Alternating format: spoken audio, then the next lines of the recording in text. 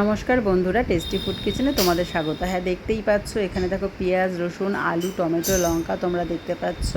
আর এদিকে চিকেন দেখতে পাচ্ছ। আমি আজকে একটা চিকেনের রেসিপি করব, নতুন রেসিপি। তার জন্য দেখো পেঁয়াজ, টমেটো, রসুন কুচি আর নিয়ে নিয়েছি ওদিকে আদা বাটা একটু, আর এখানে নিয়ে নিয়েছি লঙ্কা কুচি। আর দেখো চিকেনটাকে আমি বেশ ভালো করে ধুয়ে গুছিয়ে রেখেছি। আর দেখো এখন দিয়ে দিলাম পরিমাণ মতো হলুদ, দিয়ে দিলাম পরিমাণ মতো লবণ, এবার দিয়ে দিলাম লঙ্কার গুঁড়ো 2 চামচ মতো, জিরের গুঁড়ো দিয়ে দিলাম 1.5 চামচ। মাংসটা হলো এখানে 1.5 কেজি, সেই অনুপাতে মশলা দিচ্ছি। যে যেরকম ওয়েটের মানে অনুপাতে মাংস নেবে সে সেইভাবেই দেবে। দেখো জিরের গুঁড়ো দিলাম 2 চামচ, আর একটু কাশ্মীরি লঙ্কার গুঁড়ো দিয়ে দিলাম কালারের জন্য। এদিকে আমার কাছে যেটুকুনি আদা বাটা ছিল সেটুকু আদা বাটা দিয়ে দিলাম। ওই 1 চামচ মতো রসুন কুচি দিয়ে দিলাম, একটা বড় সাইজের গোটা রসুন আর 2টো গোটা টমেটো, 3টে কিন্তু বড় বড় সাইজের পেঁয়াজ দিয়ে দিলাম।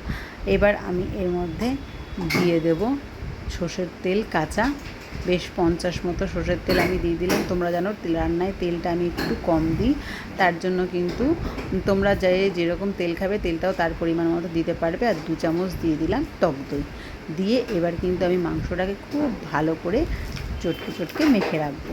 আর তোমাদের দাদাভাই কালকে মাংস এনেই কিন্তু আগেই বলে দিয়েছে যে আজকে কিন্তু মাংসের ঝোল বা অন্য কোনো রেসিপি করবে না, একদম কষা কষা মাংস খাবে গরম গরম ভাত দিয়ে। দাদাভাই আজকে বাড়ির পাশেরই একটা বাড়িতে কাজ আছে, তো সেই জন্য ও দুপুরবেলা বাড়িতে আসবে, একসাথে খাওয়া দাওয়া হবে। তার জন্য কিন্তু আজকের মাংসটা একদম কষা কষা হবে। আর এই কষা মাংসটা আমি কিন্তু এভাবেই সবসময় করে থাকি।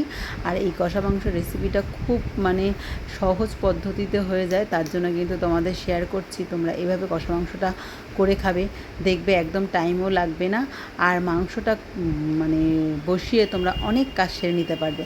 আমার যখন কিন্তু কাজ থাকে অনেক, তখন আমি এইভাবে মাংসটা করে ফেলি। খেতে কিন্তু দুর্দান্ত হয়, আর কিন্তু দেখতেও খুব ভালো হয়, আর টাইমটাও কিন্তু বেঁচে যায়।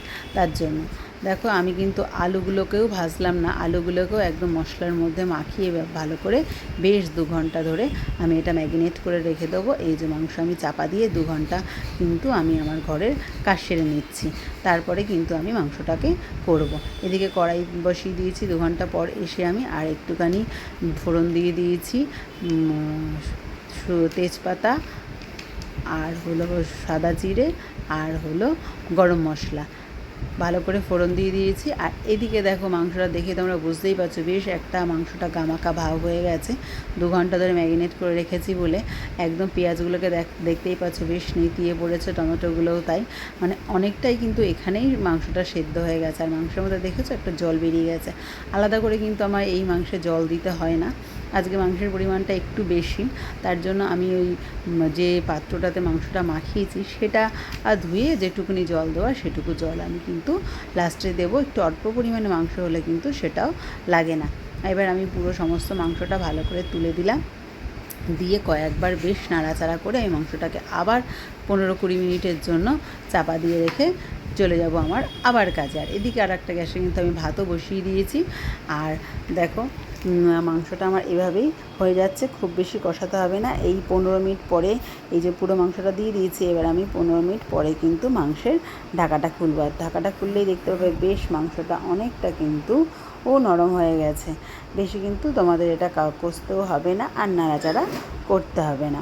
এবার আমি বেশ 10 মিনিট পরে খুলেছি, দেখতেই পাচ্ছ মাংসটা কিন্তু একটা গ্রেভি ভাব চলে এসেছে।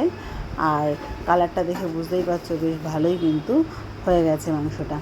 এবার আমি আবার একটুখানি নাড়াচাড়া দিয়ে মাঝখানে আবার কিন্তু মাংসটাকে চাপা দিয়ে রেখে দিলাম। এবারও আমি বেশ 15-20 মিনিট একদম হালকা স্টিমে মাংসটাকে চাপা দিয়ে রেখে দেবো। দিয়ে তারপরে আমি যে বাটি ধোয়া জলটা রেখেছিলাম সেই জলটা এবার দিয়ে দেবো। এই জলটা দিয়ে দিলে, এই জলটা গামাখা হয়ে গেলে কিন্তু আমার মাংস একদম রেডি। এইভাবে তোমরা অতি অবশ্যই কিন্তু এইভাবে কষা চিকেন করে খেয়ে দেখো একবার। তোমাদের রেসিপিটা ভালো লাগলে অতি অবশ্যই আমাকে লাইক কমেন্ট করে দিও বন্ধুরা। ফেসবুক থেকে দেখলে কিন্তু একটা ফলো করে দিও, আর ইউটিউব থেকে দেখলে সাবস্ক্রাইব করে রেখো নতুন ভিডিও পাওয়ার জন্য। দেখতেই পাচ্ছ তোমরা আমার মাংসটা একদম কিন্তু কষা কষা হয়ে গেছে। আর এই মাংসটা রুটি পরোটা দিয়ে বা লুচি দিয়ে খেতে কিন্তু একদম দুর্দান্ত জমে যায়, খেতেও কিন্তু খুব ভালো হয়। এবার মাংসটা আমি কিছুক্ষণের জন্য একটু চাপা দিয়ে রাখবো, আর চাপা খুললেই তোমরা দেখতে পাচ্ছ দেখতে কত সুন্দর হয়েছে। পাশ দিয়ে কিন্তু পুরো তেল ভেসে এসেছে, দেখতে কিন্তু জাস্ট দারুণ। আর আজকে আমার এই মাংসের সাথে আরও আছে দুটো নতুন রেসিপি। আজকে কলার খোসার বাটা করেছি। যে কাঁচকলার খোসা তোমরা কি কেউ বাটা খাও? কে কাঁচকলার খোসা বাটা খাও অতি অবশ্যই কমেন্টে জানিও। এই যে আমার গরম গরম ভাতের সাথে দেখো এখানে কাঁচকলা বাটা, আর এখানে আছে এই ওলের ভর্তা, আর এই যে কষা মাংস। ভাতের সাথে স্যালাডে আছে পেঁয়াজ আর শসা।